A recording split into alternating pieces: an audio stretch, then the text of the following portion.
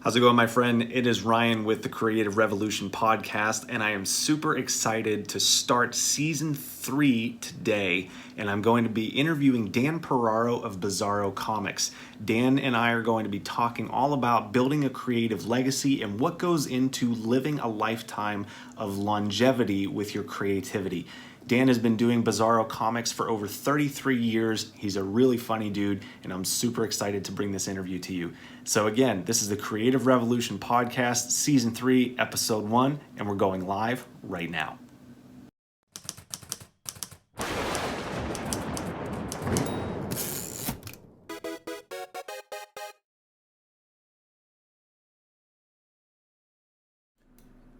Hello, everybody. My name is Ryan Rhodes with Reformation Designs and the Creative Revolution Podcast. And today I am super thrilled to be here with my friend and huge inspiration for my creative career, Dan Piraro of Bizarro Comics. Dan, super excited to have you here. How are you, sir? Oh, Ryan, you're making me blush. Yeah. I'm tempted to say shucks. Shucks. You could say shucks. Yes. We can. I'm doing great today, and it's fun to be here with you. I'm glad that you invited me. Yeah, absolutely. So we have a bunch of your fans are watching. So for those of you who are here from Dan's page, welcome. Again, my name is Ryan. If you have any comments or questions or just want to say hi to Dan, you can go ahead and drop a comment and we will see that. If you have any questions throughout the show, go ahead and leave those while you're watching and we will get to those as we are able to. Brent Metcalf says hi. Monique and Jan say hello. And Dan says hi too. So Dan, creativity is something that is such an abstract concept, and obviously as someone who's been doing art and making comics for as long as you have, it's something that you're very well versed in. So for those who don't know, can you talk a little bit about how you got started doing comics in the first place, and where did you come up, like what's the origin story of Bizarro? First, let me say, creativity is a bitch. We'll get more into that later. It is actually kind of true. It's a bit, creativity is a bit like a hormone.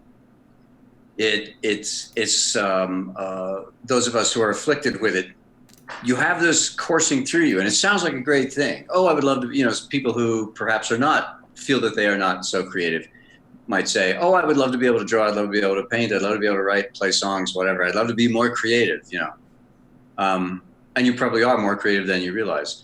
But for those of us that are driven by it, some of us are obsessed with it. And I felt this as a child. I drew constantly. I like to play outdoors and stuff too, but I had to draw constantly. Every single day I was producing reams and reams of paper of drawings since I was a little tiny kid. And it obsessed me. And all the way through school, I had to draw constantly. And in my head, I always had songs playing, either songs I had heard or songs that my brain was making up as I went along. And so my mind was constantly racing, and being in school and drawing pictures during lectures instead of taking notes or doing whatever the teacher had assigned was, of course, a predictable problem for me. Yeah. And yet still I managed to get good grades and get out of school. It's not like I was a terrible student or anything. But then I got, in high school, I got into a play. I was into acting. Then I got into a band, and we were writing songs and playing in clubs. And I had my art stuff on the side. And then I had high school. And I honestly felt that I couldn't stop any of those things. I had to do all of them. I had to do all of them at once. And I've felt this way many times in my life. I will do some oil paintings or watercolors, and then I have to do my cartoon deadline. And then I will take time off to play songs and write songs on my guitar and practice them every day so that I can and then sometimes perform them in public. And then I started doing stand-up comedy, and I was traveling around the country trying to keep up with my cartoon deadlines while I was on the road, writing comics, drawing them, inking them, scanning them, and then sending them off to my syndicate on time while I'm on the road with doing a comedy tour. So it can be kind of a curse. At this point in my life, I've ratcheted down quite a bit. But this is what I mean when I say creativity is a bitch. It's like if you don't scratch that itch all the time, you become depressed really quickly and easily and deeply. Yeah, I see you nodding. You know what I'm talking Yep. about, and people out there in the audience are nodding too. Mhm. If you're a creative person who is not being creative, you're miserable. Yep. And try to find a creative job. Let's say you're in some office job in a cubicle that's not creative, and you know you're a creative person. You get home, you're too tired to do the stuff that you really want to do. That will make you miserable. Like that. It's a straight highway to depression to ignore your creativity. So I encourage all of you, exercise that creativity. I know you can't do it as much as you want to if you've got, like another kind of job or something, but do something, do it a little bit, any kind of little thing to keep that fire burning, and you'll be so much happier. Anyway, and what was your original question again, Ryan? Oh no, it's this is great. I kind of went crazy on No, creativity. this is great.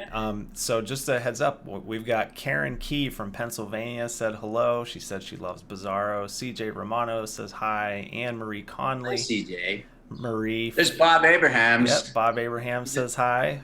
Bob's a buddy of mine from LA. Monique says hi. So we've got a bunch of people tuning in. Craig says hi. He says Bizarro is just the flat out best. You guys are too nice. So Monique said, "Are you just a naturally weird guy with such a wild sense of humor?" Yes and no. Quite often people meet me and think that I'm much more normal than they had hoped I was, I think. They sort of think, it's funny, I can kind of tell that certain people are disappointed that I'm not stranger when they meet me. I don't know what it is that they really want. Yeah, I mean, what exactly are they I don't expecting? know, right? I know. That's sort of what I think too. It's like, well, I don't know. Do you wear wacky clothes? Yeah, like I'll have a boa constrictor wrapped around my neck and a top hat. I'm that like guy. a Mad Hatter hat with like a big feather. Yeah. But on the other hand, I tend to think outside the box. I live outside the box. I do things differently. I tend not to. I'm a very independent thinker. And some people a lot of people that I know would say I'm eccentric in the way I dress or whatever. But I don't think that's particularly true. In the kind of places that I've lived, New York and LA, you have to try a little harder to be eccentric in those places. That's true. And now I live down here in Mexico in a small town in the mountains that actually has quite a lot of expats, people from the United States, Canada, and Europe. And a lot of them are very eccentric. So you have to try hard to be eccentric in this town too. There's a lot of artistic, weird types here. Sure. Because you kind of you have to be a alternative to end up in a small town in the mountains of Mexico. This is not, moving to a beach in Mexico, it's maybe a little more common, but we're like in the middle of the country. We're like 6 hours from any beach anywhere. Oh, wow. And about 2 minutes from a drug cartel member of many kinds as well.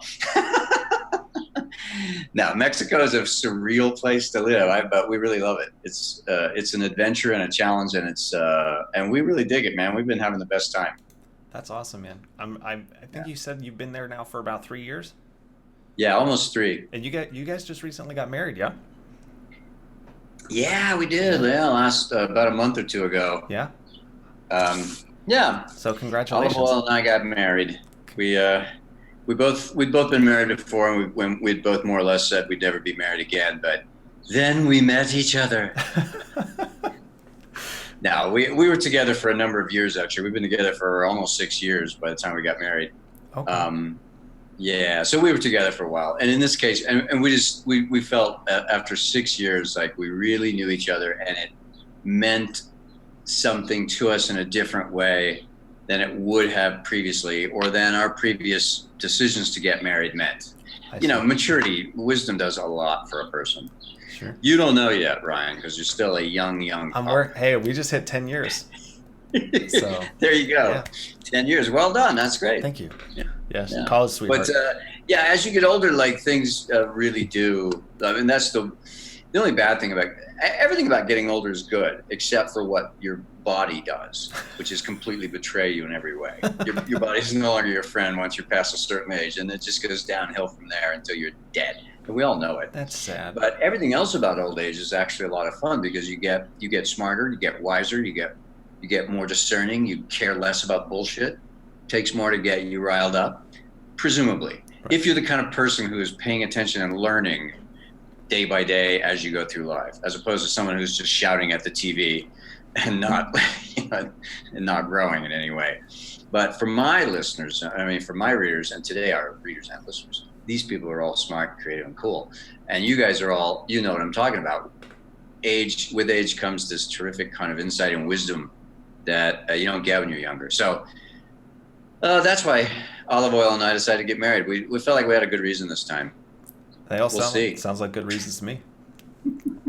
Peter from Montreal said, since you were such a creative kid in school with band and acting and drawing, did you ever get the lecture from your parents about when you were going to settle down and get a real job, or were they on board with your desire to go into the arts? That's Peter Anthony Holder, by the way. I'm looking at his name on the screen, and he's a real cool radio dude. He's got a cool radio show that I've been on 3 times. Oh, okay, very cool. Hi, Peter. Love you, Peter. Yeah, of course, I did get that. I got that quite a lot. In fact, my grandfather. Well, I'll tell you what it was. Now that's a kind of a different story, but yeah, when I was a kid, I was very good at art for my age. At every age, I was always, good at art for my age. I just had a lot of, basic genetic talent for the arts, and so I was a good artist. And that's all I ever really wanted to be. After I had grown out of wanting to be a cowboy or an astronaut or a spaceman, But once I was old enough to actually know what a job was. At the same time? Yeah, I would have been all of those things. Cowboy, astronaut, spaceman. Yeah. I did a cartoon about that once a long time ago. Anyway, a guy who became, I think, a pirate astronaut fireman. He achieved all 3 of his boyhood goals. Excellent. He's like driving a fire truck down the street with a astronaut helmet, a patch over his eye, hook hand. He's a pirate. I don't know. Something like that. So what were we talking about? He said, did you get the lecture about settling down? And Yeah, of course I did, because it was all I ever wanted to be was an artist. And then I got a scholarship an art scholarship to college and stuff. So And so, it was obvious that I had, I was selling art and doing a little bit of professional commercial art and stuff in high school. So it was obvious that I had the chops that it took to be an artist, but it still terrified my parents. Right. And my mother was, I think maybe her exact quote was, I want you to be an artist, but you should have something like medicine to fall back on. So she wanted me to go to real college and get a real degree and become a doctor and a lawyer. Right. And a lawyer. And a vet. She wanted me to be something like that. In case the art career didn't work out, I could have a real job and still be, still get a membership at the country club or whatever, I guess. Right. So yeah, I got a lot of that. And there was a time when I was doing a lot of commercial art stuff, and my grandfather had I think the world of that was too strange for him. It was before I got syndicated as a cartoonist. That was easy enough for him to understand. Before that, I was an advertising a freelance illustrator, and he just told people I owned an ad agency. That was as much as he could be bothered to understand about that. Yeah, my grandson, he owns an ad agency. I guess that's one way to do it. Yeah. What else is happening over there? Look, there's Dan McConnell. Dan McConnell says hi. He's paging Jim Horowitz and Wayno. And Jimmy Ho. And Wayno, you had somebody, Richard Johansson from Sweden, says hello. Oh, I love Sweden. I've been there several times. Because my cartoons are published there, occasionally someone will bring me over there to do a book fair or something like that. Very cool. Which is the great fringe benefit of this job. That sometimes I get to go places for free. I know it's nothing compared to the kind of fringe benefits that truly rich and successful people get, but for me, it's something. I love Sweden. So on that, with how was it for you, like whenever you were kind of figuring out and navigating the whole syndication thing? Obviously, things have changed so dramatically now with newspapers and the internet, and everything's online now. But whenever you were kind of coming up into your own, like what was that like for you? What was which part like? So just kind of figuring out like what the nuances of actually making a career out of your creativity and out of your art. Oh, I see what you're saying. Yeah. That was really frustrating because I really didn't like being, in fact, hang on, not wanting to be a commercial illustrator was what drove me to cartooning. I had an art scholarship to college, and I quit after a semester because I just couldn't bear it. I didn't like art school at all. And at the time, everything was very conceptual. You know, like a pile of broken glass on the floor would get you an A. Anything that looked like art would get you a C. So that's high art. Because you have to be high to think it's art. Like that. It was the mid-'70s, and that was what was going on. In you know, the fine art schools in the mid-'70s were very conceptual, and I couldn't bear. I honestly can't bear conceptual art. I still can't. I can't stand it at all. Never have liked it. So I left art school quickly. And then what am I going to do? So I ended up doing some really crappy, like real jobs, just out of the newspaper kind of jobs, delivering stuff, carrying stuff, counting stuff in warehouses. But anyway, I got into, somehow I guess I met a guy who was a commercial illustrator. And I showed him the work that I had done in high school. And he kind of said, well, sometimes I have more work than I can handle. So, I could teach you to do commercial art. And I'm like, cool. So it kind of became an apprenticeship, and he paid me to help him out on his. Little by little, I became pretty successful, not famous, but just I was making a good living as a commercial artist. But I hated it. It wasn't the cool kind of stuff like magazine covers. It was like advertising. I was making realistic drawings and paintings of food products and electronic products. And it was just stuff, consumer goods. Right. And I really didn't like it.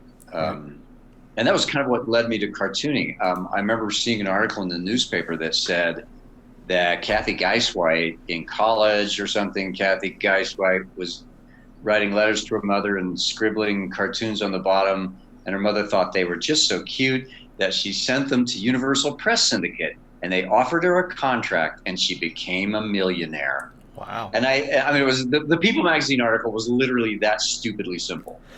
And so I remember just thinking, like that, right? Yeah, right. And I remember thinking, damn, I could do that. Yep. So I actually went to the library. That's what we used to do in the old days before the internet. I still go to the library. Good for you. But I'm old, though. So, yeah. Relatively speaking, these days you are. So I went to the library and I checked out a book called How to Be a Syndicated Cartoonist or something, but it explained how that business worked.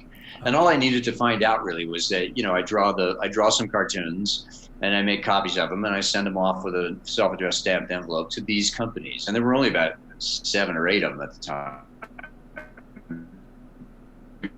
Now, so it's a very simple kind of industry. You don't need an agent to get them to read it. You don't need a representative. You don't need to know somebody.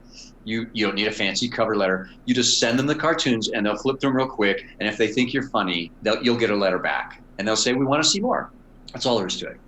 Of course, it's still really hard to get them to do that, to get them to like your work, because they used to in the old days, they don't anymore probably, but in the old days they used to get so many submissions because there was nowhere else to have your cartoons shown. These days you can put your cartoons on the internet and build an audience and feel gratified by that. Like, people are seeing my cartoons. In those days, if somebody wouldn't publish your cartoons, nobody ever saw them. So they used to get hundreds of submissions a week of from people wanting to have, be cartoonists. So it was hard to get noticed. It was like trying to get signed by a record company if you're a local band. Right. It's just like every town is full of local bands wanting to get signed. Every town is full of people who want to be cartoonists. In those days, anyway. Who knows what it's like now? So it was hard. My friend Brent, who's watching, he went to art school also, and he said that your experience was pretty much the same that he had, and he feels that way about a lot of the same kind of things. And he said that he managed to stick it out though, but did not enjoy it. So yeah, same kind of experience. But he is a cartoonist, so yeah. I mean, when I think back at art school now, I think I was taking it too seriously. I should have just taken a lot of drugs and had a lot of sex. This was before AIDS. It was still safe back then. And I should have just partied. But I wasn't that kind of a kid. I was this very serious, deep, philosophical kid. And so I wasn't much of a partier. I'm more of a partier now than I was then. I take way more drugs now than I did then. But it was I just took it too seriously. If I'd had fun with it and just been sort of more open to it, but I was serious. I wanted to be somebody. I had this creative monster in my head that was just chomping at me to create. You got to, be somebody, make some stuff, do something. And it drove me crazy. I don't know. What were we talking about? No, this is all good.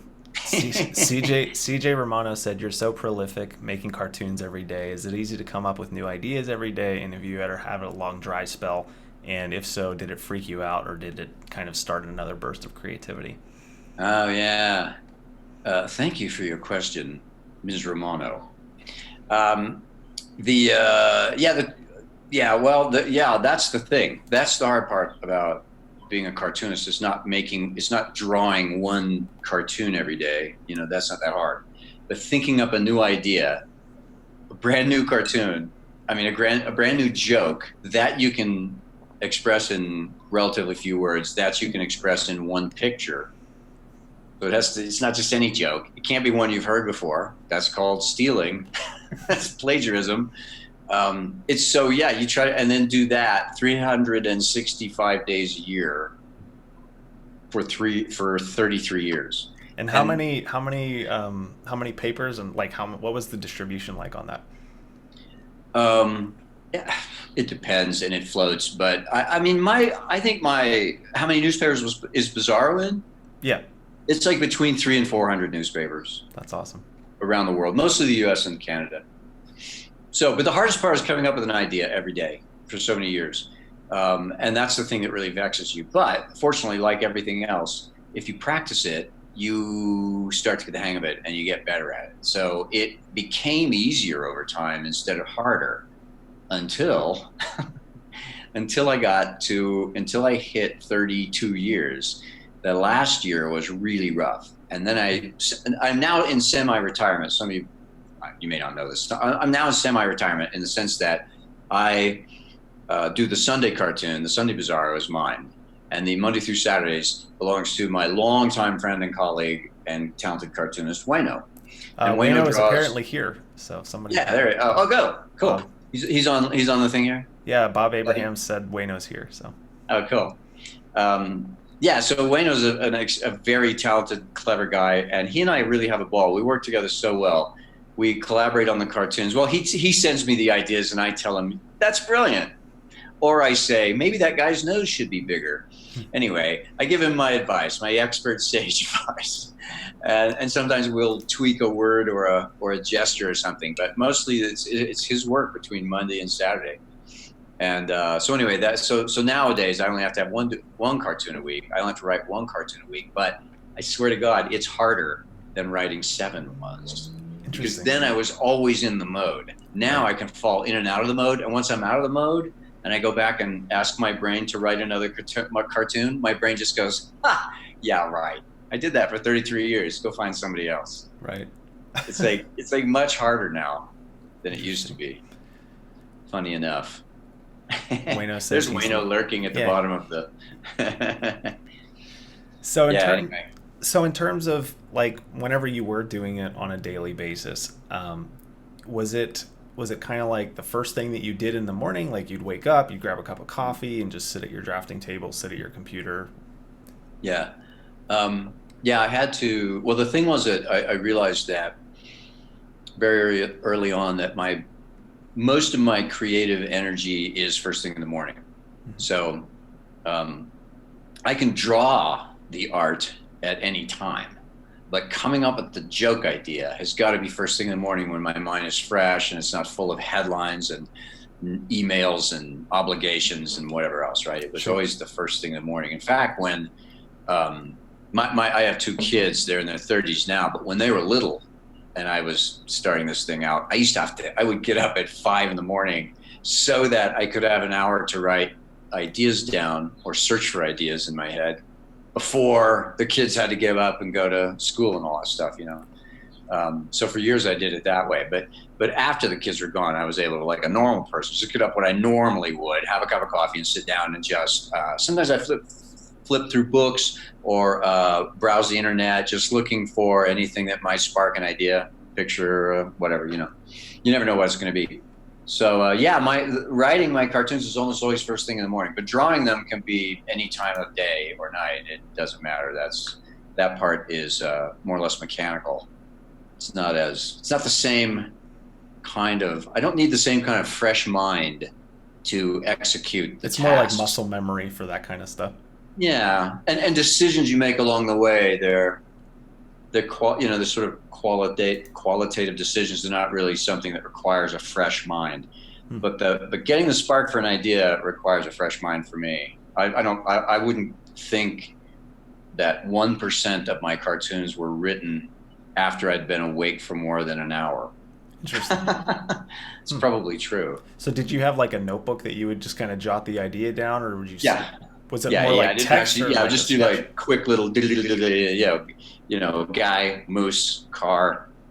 Oh, he says this or whatever. Yeah. Yeah. And then I go back, and in fact, this is what they look like. Oh, nice. They're just scribbles. Yeah. I can't keep that on there too long because some of these cartoons I haven't used yet. Oh, that's all good.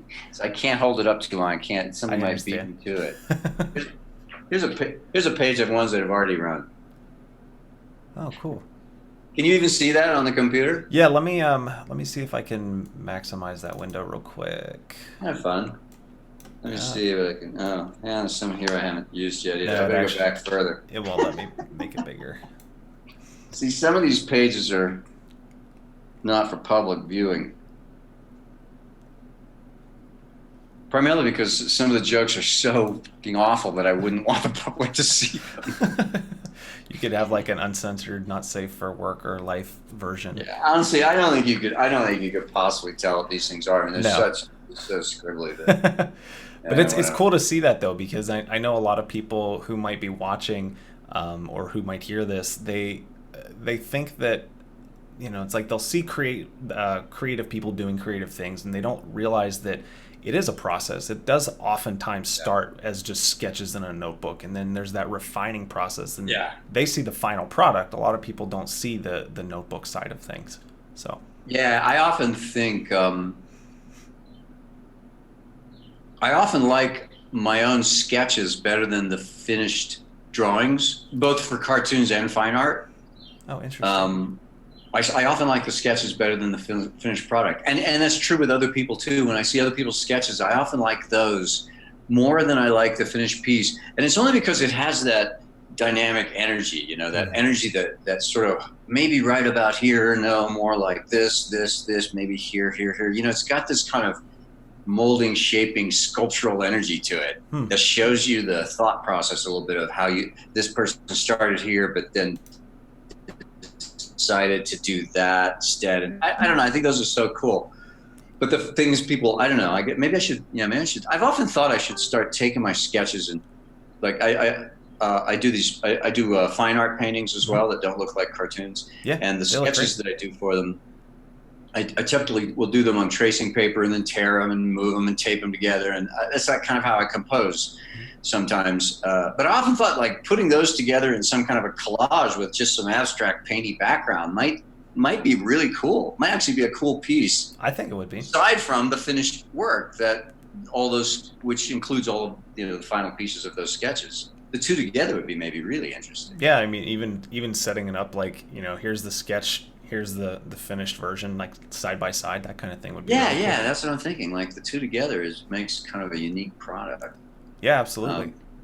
Dan, I would like if we can, I would like to talk a little bit about my other life as a fine artist. Oh yeah, absolutely. So we had a couple things. Brent just said, do you typically use an ink pen or a brush or to do your line work? He said he's always loved those lines. But I know you said you use a Cintiq. Is that kind of... The line work that you're talking about is brush work. Yeah, it's like one of those little small number 1 or number 2 brushes from Winsor Newton or whoever. I don't know. I get the little white nylon ones that are pointy, and then just dipping. And that was the way I did it for years. Mm-hmm. And then I bought a Cintiq screen, which is this sort of state-of-the-art drawing, painting, art screen, design thing. And it has a stylus, and you can actually draw right on. You've seen people using tablets that, they're drawing here, but it's showing up on a screen. But this is, you draw literally on the screen like it was your own laptop or whatever, and you can make it pressure sensitive. And so you can make it look exactly like brush strokes, where it's thin at one end and dark and, and fatter in the middle and then thin again. And so that's what I use. And that's what I use now. That's the way I do them currently, is with a Cintiq. But I take great care to make them look just like they used to when I was doing them by hand. Okay.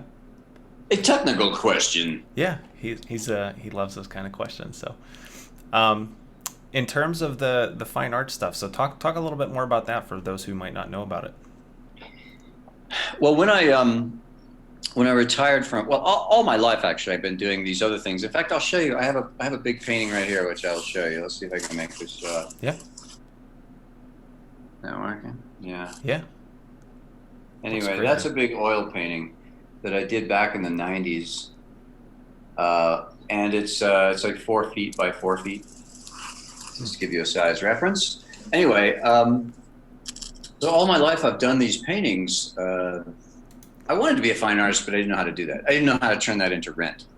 I didn't know how to turn that into money. So I became a commercial artist, and then I became a cartoonist. And in my mind, I always thought, someday I'll retire. No, here's what I really thought. Someday I'll get rich and famous, and I'll retire, and I'll be a painter. And 3 of those 4 things happened. Can you guess which one didn't? I got a little bit famous, I did retire, and I became a painter. I didn't get rich. So now I'm living on a shoestring in Mexico. Not a shoestring. I got a little bit of money put away, but I'm not. A friend of mine recently said, I Googled your net worth, and it said $19 million. And I said, I haven't made $19 million cumulatively since I was in the 7th grade, since my first job. And I certainly have not kept all of the money I made. That's absurd. Where did they get these numbers? I mean, the kind of job I have, unless you're selling tons of products in stores like The Simpsons or whatever, the kind of job that I've got, that's sort of, it doesn't matter the size of my following. I don't have characters that I can license and stuff. I'm an average guy with a white collar job, and I retired and with an average amount of money in the bank.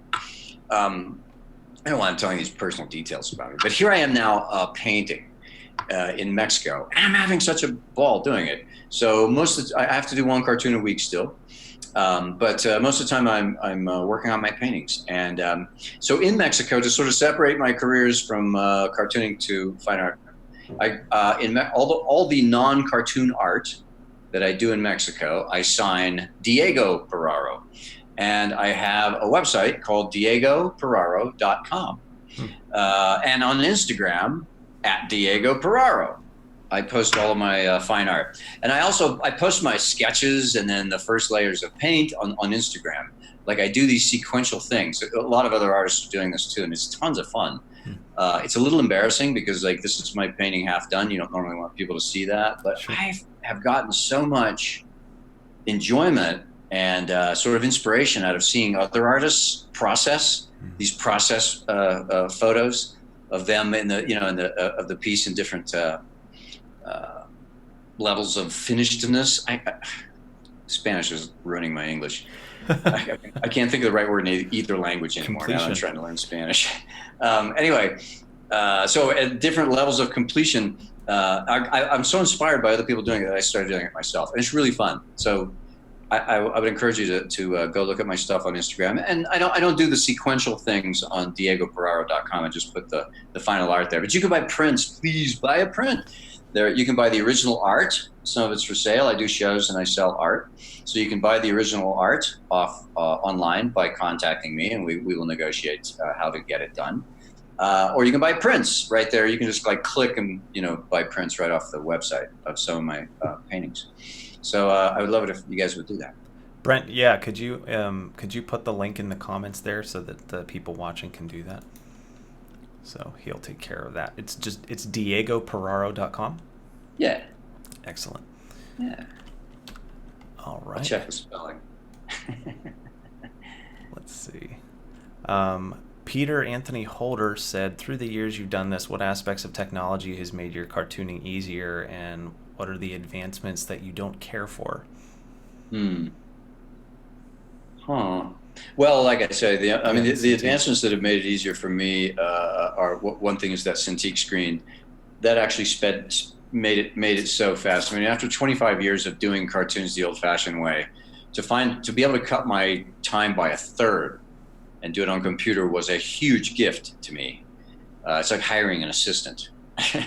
But anyway, so there's that. The other thing is Google Images. Oh my God. I'm as well, if you're on here, you've probably seen my cartoons, and I kind of draw realistically, and I use a lot of details and stuff. And I want to know what things look like. Sometimes I have to reference them. A lot of the stuff I draw off the top of my head because I have a good memory for what things look like. But other stuff I can't. And so I used to have this huge collection. All artists used to have an enormous collection of picture books and art books and things that would just have tons of pictures because that's where we get our inspiration.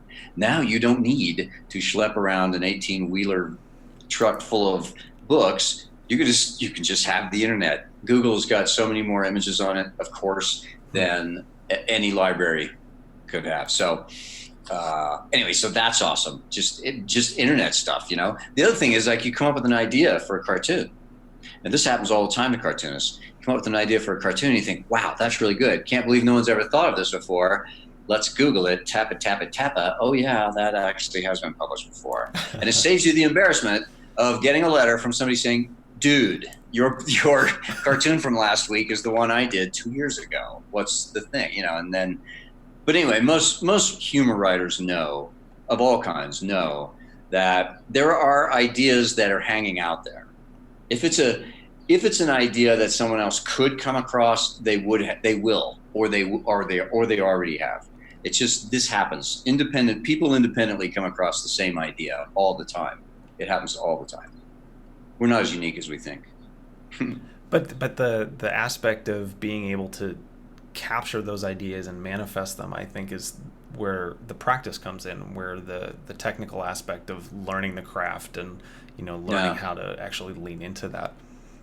Yeah, there's kind of more to it than, I mean, I didn't realize until after I'd been doing this for a few decades about and I started sort of telling other people how to do it, or like advising Wayno. Like sometimes Wayno will send me a sketch now and with an idea, and I'll say, you know what, if we switch these words and drop that hand, I think we get this. And it's a funny thing because at this point in my life, it's instinctive or intuitive, but these are the tiny little fine tunings that I've learned from doing this every day for 30 years. There's more to it than you would think. There is a certain logic to the way you want someone to constructing a cartoon that predicts the way the person is going to read it, so that because humor is about timing. So you've got to include timing in something that is printed. That's a hard thing to do. So you want your punchline to be to the right and the bottom, as close to the bottom right. You get it, either in the caption balloon or in the Can you say that again? You kind of cut out there for a second, Dan. Oh, I was saying you want your punchline to be as close to the bottom right as possible because you want the punchline to be last. And people in Western cultures read from top left to bottom right. So if the punchline is visual, you want that to be toward the right, so that people will see the rest of the picture first and then the punchline. If they see the punchline first and then the rest of the picture, it isn't as funny. So there's like all these little tiny details that you don't think about until you've been doing it for a long time, and then you start to realize that there's like endless little ways to tweak these things for what it's worth. No, that's really fascinating. I that's not something that I would have thought about, but now I feel like I'm going to pay attention to it more. So thank you. Yeah. Dan McConnell has asked, have you had influence by Salvador Dali? I'm sure you probably get asked that a lot. No, who's Salvador Dali again? Was that an actor? Yeah, I think he was an actor back in the 20s or something. Yeah, no, I'm a big Salvador Dali fan. I've not made a secret of that. Although not all of his work. Some of his early his early masterworks are fabulous. A lot of the stuff he did later, I think, was probably mostly for money or whatever. But yeah, I was a big fan of Salvador Dali as a kid, huge fan. And I still call myself a surrealist as a painter. And I think that's the best. I think that's the best. It's not a particularly popular moniker in this day and age. Most people don't call themselves surrealists. But I like that term. I like the surrealist movement, all the way from Dali on down. I like that movement. I still resonate with those paintings. I think that way and paint that way myself. So what the hell? I hashtag my paintings surrealism on Instagram, and Magritte. Rene Magritte is someone that I didn't have as much appreciation of when I was younger, because he wasn't quite as spectacular and sexy as Salvador Dali with all of his floating, glowing religious imagery and stuff. I was really into that, and Magritte's stuff was much more domestic and calm and kind of dead and dry. And I didn't get it as a young man, as a kid, and a teenager and a young man. I didn't get it as much as I do now. And now I really love Magritte. I've come to have a whole new appreciation. And my dead high school art teacher, God rest his soul, if he's listening, he'd be thrilled to hear that I'm now on the Magritte train, because he used to argue with me. We used to argue between Dali and Magritte. I was Dali. I wanted Dali. I liked Dali better. He liked Magritte better. So, Andy, if you're listening, I've come around to how you feel about Magritte. Richard Kirkman said, do you think as you've gotten older and gained more experience that you've developed a better radar for what has the potential to be a good gag, so you don't have to force it as much? Yes, absolutely. And Rick Kirkman, by the way, is the brilliant artist behind Baby Blues. Oh, okay. Hi, Rick. Yeah, he's an esteemed colleague. So yeah, you know how that works. Yeah, definitely. We definitely get a sense. It's like, I think it's like if you're well, I don't know, not everybody gets this sense, I suppose, but if you're paying attention, you do get a sense of it. I think probably, people in Hollywood, you get a sense for what's a good script. Like you and I read it, just cold off the street. You hand somebody a script and they read it. They're not going to know if it's any good or not, because it's got all these distractions, right? Stage directions and who's saying what and all these breaks, and it doesn't make sense. It's not, and that's kind of the way writing gags is and stuff. I have a friend who's a stand-up comedian, and if you say anything funny he's a really talented comedy writer is the thing. His stand-up comedy is based on his great writing. And if you say anything funny or anything interesting, he'll like immediately formulate it into the perfect one-liner for stage. It's just like he has that ability now. He can hear it and go, bam, bam, bada ba bum bum, bada boom. Perfect. That's a line for a stand-up comic. But when it was just said 30 seconds ago in a different order, it was just kind of an interesting, funny thing to say. And you get that as a cartoonist. You get to where you can just envision the thing in your head and go, yeah, clever, but not surprising. So no. Or yeah, I think that's surprising enough. I think this is going to work. I think this is clever. This is going to make a good gag. You just get a sense for it. And after doing it for a number of years, you're almost always right. You still occasionally will draw something out and then abandon it, but that rarely happens. I usually get a sense that it's not going to work before I bother to draw it out. Do you have like a series of almost like mental check boxes for every gag that you write? That's like, I want to make sure, like you mentioned, that it kind of ends in the bottom right corner, but are there any other little tips like that you kind of have in the top of your head that you would pass down to Wayno and anybody else? Well, Wayno already knows all my tricks. Okay. You don't have to reveal them on here. I was just curious. He knows all my tricks. I don't know, there's been, it's like, it's always good to eliminate as many words as you can. I look back at my early work and I think, oh my God, I was way too verbose. I didn't need that information doesn't need to be there. It's the same thing with telling it's a similar thing with any kind of writing. It's just similar with any kind of writing. The longer you do it, the more experience you get, the better you get at editing yourself. And that's something that I was really guilty of early on. I think honestly, I think I wanted to write an entire sketch for Saturday Night Live, but I had to cram it into one square. So half of the square was copy and the other half was a picture. I was just trying to explain too much. Did you ever have so much copy that the character is like trying to duck underneath the words? I might have done that. At some point. I don't know. There was a time when I could remember all my jokes more or less. there was a time, like after about 20 years, even after 20 years, I should say, if somebody said, you did a cartoon about a blah, blah, blah, and I could accurately say, yeah, I remember that, or that's not one of mine. But nowadays, people regularly will write to me and say, I've been looking for this cartoon, blah, blah, blah, blah, blah. I cut it out of the paper when I was in college, and I lost it in a move, and can you, blah, blah. And I write back and I say, it's not one of mine. That does not ring a bell. I'm pretty sure it's not one of mine. And then they'll go, oh, I found it, and send me a JPEG, and it's mine. Oh. So that now I've just gone beyond the limit of my own brain's memory. I've written, Right. I mean, I've published over 12,000, I think over 12,000 jokes. That's awesome. Over 12,000 cartoons. So no, yeah, I just can't remember that many anymore. I would never have thought I would ever be able to do that. That's not to say that all 12,000 are worth looking at twice or even once. But I mean, it's one of those, it's a testament to what happens whenever you commit to something on a daily basis, really.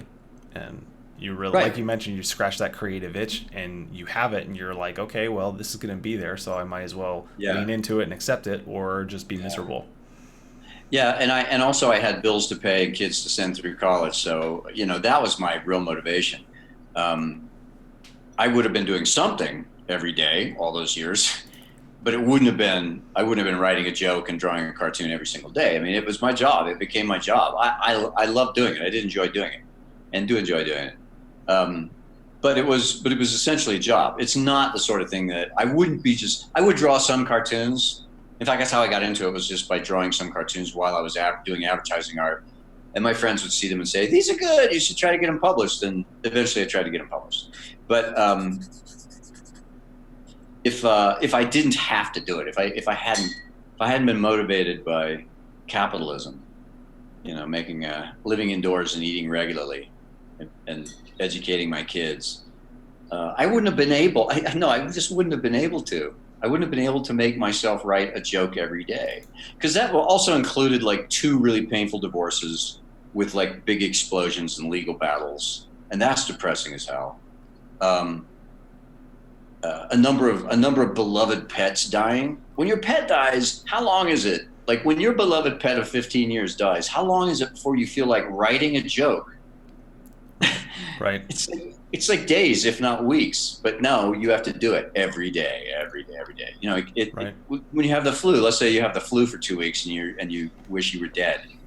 They don't give you time off for that. Right. Syndicated cartooning, it's like Jim McNally once said, it's a white hot hell. And syndicated cartooning seems so benign, but the truth is he's right. It's like it's a very difficult schedule that can ruin your life. So would you set it up in a way where sometimes you had stuff written in advance so that you could take time off, or? If I could, yeah. But writing a joke a day is really hard, Yeah. So how do I get ahead? Write 2 jokes a day, or 10 jokes a day, or 40 jokes a day? It's just really hard.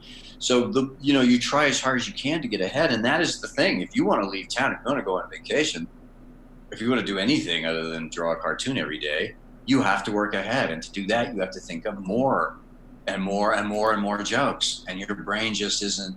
It's like it's like every day stirs your brain up a little bit, and maybe you can pull 1 or 2 jokes out of it, but then that's all that's in there, and then and you got to go to sleep, wake up, stir your brain again, and see what comes up. You need that regeneration of sleep and new experiences and some time passing before you can come up with yet another idea. So that is like a really torturous game, which all of my cartoon buddies know, some of which are on our strip of listeners drive now, or whatever we're calling them. Mm-hmm. But all of us know that, like trying to go to these cartoon conventions once a year to see each other, we all show up just bleary-eyed, right? Because we've been working for 10 days to get 3 days off ahead. Right. We've been working double time for 10 days to get 3 days ahead. It's weird. Brent said, you're really selling me on the life of a cartoonist. Yeah. And on top of which, we have groupies, but they're all 13-year-old boys. So there's another selling point. Rich Gerber said, you seem to be a fan of puns in your cartoons. Have you always been a punny person? And do you find yourself punning a lot in real life and everyday conversations? Can you pun in Spanish? Um, the truth is about puns is that, yeah, I like puns. I mean, I will occasionally pun, but I'm not the kind of person that grabs a pun every time I think of one, or says a pun every time I think of one. And they're saying, how do you pun in a foreign language? You have to know the foreign language really well to create a pun in it. It's the thing. No, I don't know Spanish well enough to pun in it. I can make people laugh in Spanish occasionally, but it's always situational. It's not a pun. So no, I'm not there yet. I'll let you know when I get there. So yeah, I like puns, but I don't like every pun. In fact, most puns I don't like. And I have finally, after years of studying this, I have discovered the secret. And I'm telling you, this is the secret of punning, of a pun that makes someone laugh versus a pun that makes them groan. And the key is surprise. If a person thinks they could have thought of that pun, they will groan. If it truly surprises them, this is a pun I never would have thought of, they can't help but laugh. And so this is exactly what Wayno and I do when anytime that we're doing any kind of wordplay, that's the question we ask ourselves and each other. Is this surprising? Is this something you could have thought of? And once you sort of get that, once you get that on your radar, it's really simple, actually. I just know within 1 second, every time I see a pun, it's like, no, yes, yes, no, no, no, yes. It's like, did it surprise me? Could I have thought of it? Not did I think of it, but could I have? So that's the thing with puns. And those are the kinds that we try to use. We won't use ones that we think you could have thought of. So yeah, I do. But I don't go around punning all the time because I think it's obnoxious. I'm obnoxious enough as it is. Ask my wife. Well, Dan, we're at about 55 minutes here. I really appreciate your time. I want to be respectful of it. So if you want to keep going for a little bit, that's totally cool. And if not, we can start wrapping it up here shortly. So. All right. Well, are there any other good questions I didn't answer yet? Because I like to be sure. Thorough and accessible. I don't want to. Lynn said Dolly claimed that his mustache was an antenna. Does yours work that way also? I used to wear, anybody who's seen an older picture of me knows I used to have a Dolly mustache for years. In fact, this one with wax, this one will, do the same thing. Mm-hmm. And I used to wax them. And at one time they were so long that I could see them in front of my eyes. I could see the tips in front of my eyes. Wow. But only because I really loved Dolly's mustache. That's not so much a tribute to his art. If I'd hated his art, I wouldn't have done it. But I loved his art, but I really loved his mustache. I just thought it was so crazy and eccentric. I imprinted on it as a small child. And I told myself, if I'm ever able to raise a mustache, that's how I'm going to wear it. And so I did for a long time. I had one in the 90s, all through the 90s, and then I knocked it off, and I came back in the 10s, in the aughts. And I've had one ever since. And now I have this whole beard thing, and it doesn't look quite right. So, and it's a lot of effort dealing with all that mustache wax every day is kind of a lot of effort. So I don't do it so much anymore. Kenny Nip said, "Hey Daddy-O, tell them what your childhood inspirations were." Tex Avery's Wolf. I don't know the reference, but maybe you do. Yeah, this is a buddy of mine from Tulsa. I grew up in Tulsa, Oklahoma. Okay. Yeah. And this is a buddy of mine from Tulsa from back in the day. Well, Tex Avery, of course, the great animator Tex Avery. I'm not sure exactly what the reference is you're trying to make here, Getty, but Tex Avery's a great animator from like the 30s and 40s, and he was the guy who popularized the hot girl goes by, and then the guy's face turns into a wolf and his eyes go, "Oh, okay, right." Like okay. That's Tex Avery. That's the classic. So yeah, Tex Avery was an inspiration of mine. He was one of the really great artists. His stuff was in many ways better than Disney. And Disney was state of the art back then. They had the best artists. I'm sure Avery worked for Disney at some time. I'm one of these cartoonists who doesn't know the history of cartooning as well as most of them do. So anyway, most cartoonists are like, oh, well, of course, Tex Avery worked for Disney between 1936 and 1942. And then, but I'm not that guy. Nancy Miller said, "How immersed are you in Mexican culture and language? A good friend of mine expated many years ago, and she is very well integrated there." Yeah. We like it a lot. We're not, we're here to mix in with the Mexican culture. We're both learning Spanish. We work on it every day and have for a couple years. It's difficult. We have a couple Mexican friends. Very difficult to make friends with someone with whom you do not share a language. But we live in a mostly Mexican neighborhood. It's a Mexican residential neighborhood. It's mostly families. These are very lower middle class and poor folks. We don't live in some fancy gringo neighborhood, a gated community of any kind.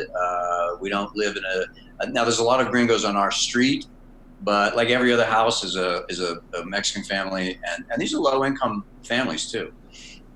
So we live in the real Mexico, even though the town that we live in is kind of Disney Mexico. It's Mexico light.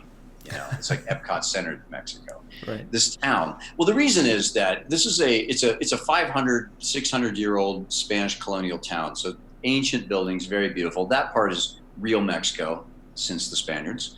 There's a pyramid right outside of town, if you want early Mexico.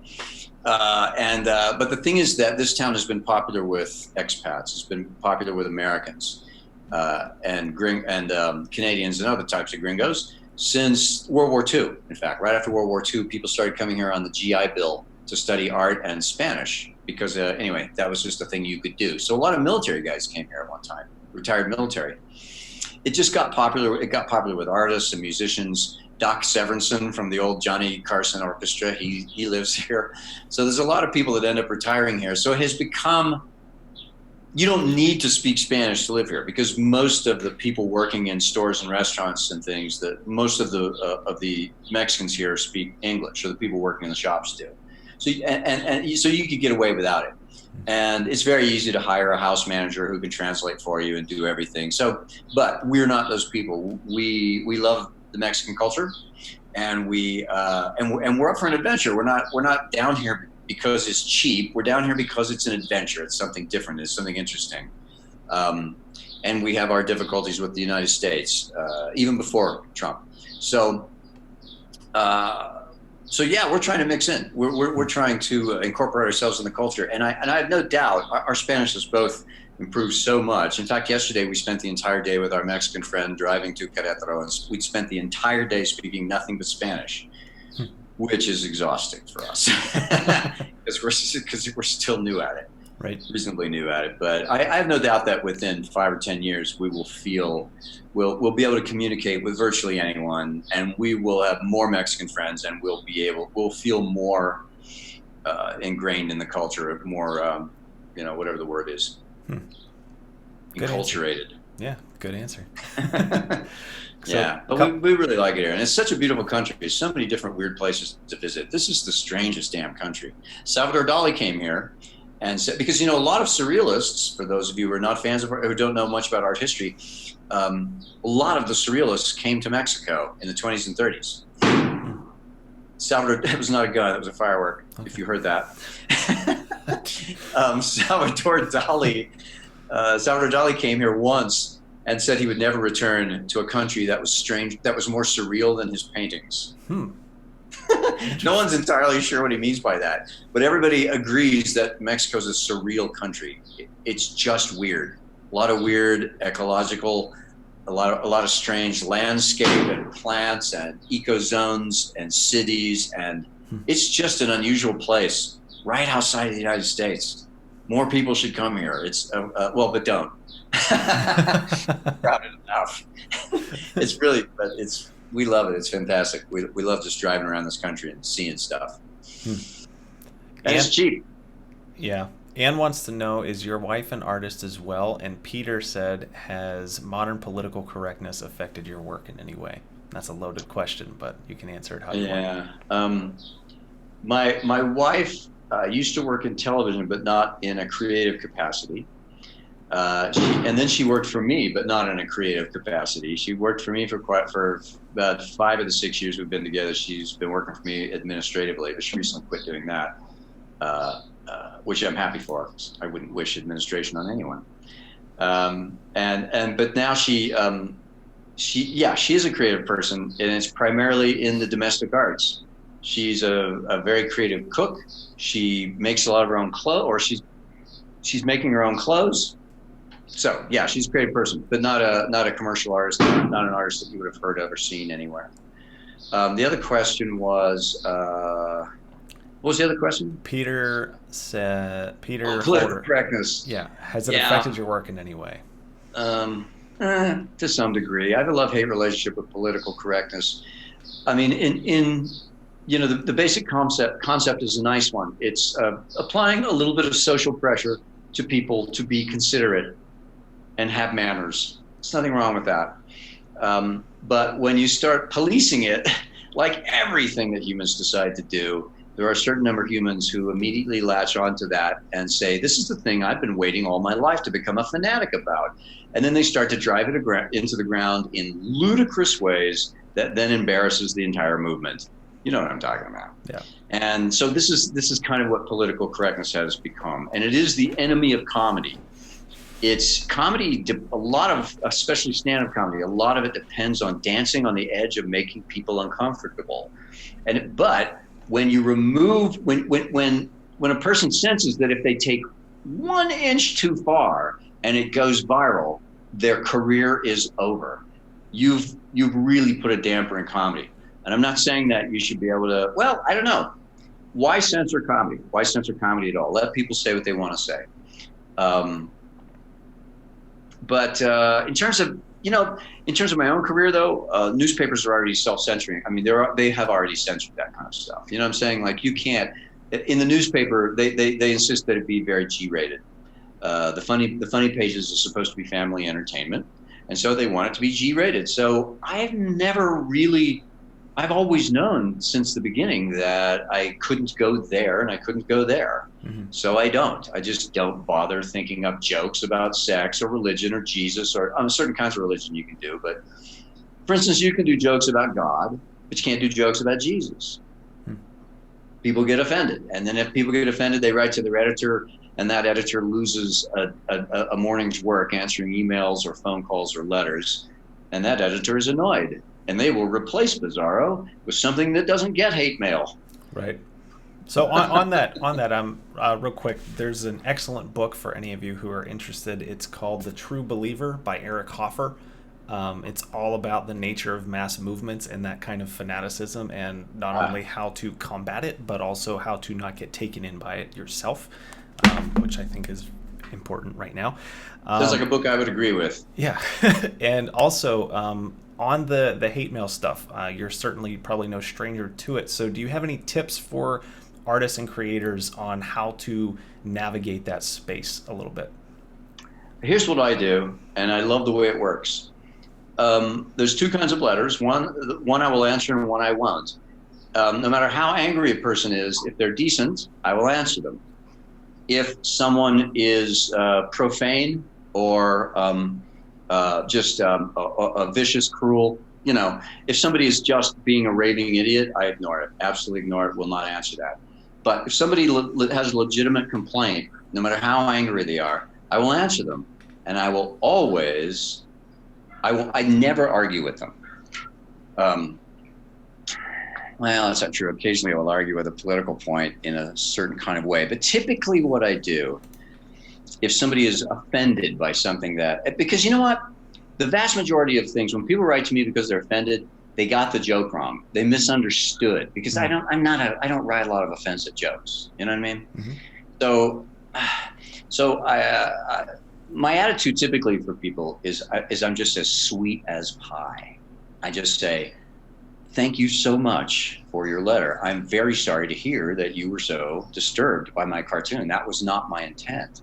What I was trying to say was this, and the fact that you were offended by this meant that perhaps I didn't get my point across as well as I should have. I really appreciate your readership, and I hope this doesn't mean we can't still be friends, or something like that. I mean, it's just that very simple. genuine. Yeah, it's very genuine, and I don't try to change their mind, because you can't. So that's sort of how I approach the super angry ones. And you know what?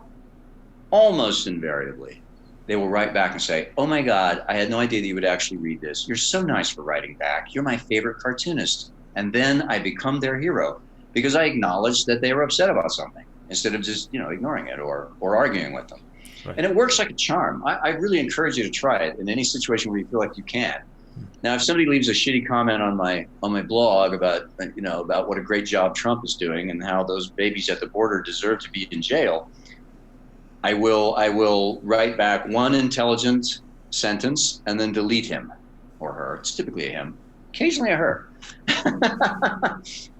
So anyway, I'm not nice to everybody, I guess is what I should say. No, I understand, but I mean, the empathy factor is important, and I think that's something that's sorely lacking in our culture. And I think artists are in a unique position to kind of bridge that empathy gap.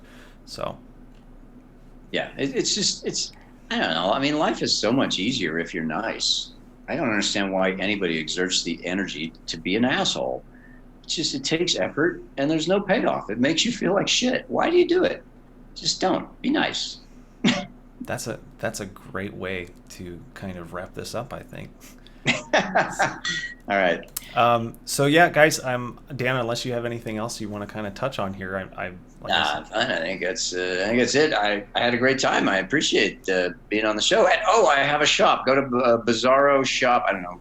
It's somewhere on my Bizarro.com. There's a shop. And it really does help sustain my retirement. Honestly, I don't have enough money to retire on. I'm just trying to make ends meet down here in Mexico for the next however long I live. So I still have to. I just don't want people to think I'm a rich retired cartoonist begging for money. I'm not. I love to sell fun little things though in my shop. So go to my shop and see if there's any fun little things there that you like. Yeah, Brent, if you could put the link in the comments so that people who are watching can check that out, and I'll also make sure to put it in the show notes. So Dan, thank you so much for your time. And in terms of just kind of a closing piece of advice or pointer that you would offer for pretty much anyone who watches or hears this, what would that be? Oh, wow. About life in general, or just something that you whatever it is that kind of maybe like a mantra you try to live your life by, or something that you meditate on a lot, or whatever, or something funny. Yeah. One thing that I've been telling myself a lot lately about everything, it's not as important as you think it is. And this makes me feel better about everything. And it's kind of true. I like to look at the big sort of, when I get depressed, I look at the big picture. I'm like, yeah, this is a cloud of gnats passing in the wind. Whatever it is, it's a cloud of gnats and it'll be gone soon. Yeah. It's not as important as you think it is. That's really good. Good to remember. Thanks so much for spending this time with me, all you guys on the Facebooks. Yeah, thanks, guys. If you have any additional comments for any of you who watch the replay, go ahead and drop them down below, and we can get back to them as soon as we're able to. This will also be available on YouTube, and I will put it on iTunes, Spotify, etc. As soon as I'm able to. And so I'm just going to kind of do a little wrap up here. So Dan, couple of ways that people can get in touch with you is at bizarro.com, so make sure to go to the shop there. You have a mailing list there too, correct? I do. Okay. Yeah, just anytime that I post a blog, you'll get an email, and I won't sell your address. Okay, so make sure to go to Dan's website at bizarro.com. Also go to is it diegoperaro.com? Yeah. And follow him on Instagram there and check out his fine artwork. Lots of people saying thank you. So thank all of you guys for tuning in. And I'm going to do a little wrap up here myself. So guys, if you are watching and you are interested in manifesting and monetizing your ideas, go to scienceofgettingrich.info. It's my latest book. It's a republishing of a book from the 1900s, all about how to make your ideas happen and turn them into cash. And then after that, if you are trying to build a brand, build a business, and you need a logo or branding, go to logos.reformdesigns.biz, and we will help you out with that. Other than that, that's pretty much all we have for today. So thanks so much for tuning in. Dan, I really, really appreciate the time. This has been great. Thanks, Ryan. It's been tons of fun. Thanks for having me. Absolutely. So again, folks, my name's Ryan Rhodes with Reformation Designs and the Creative Revolution podcast. That's all for today's episode. We will see you next time. Cheers.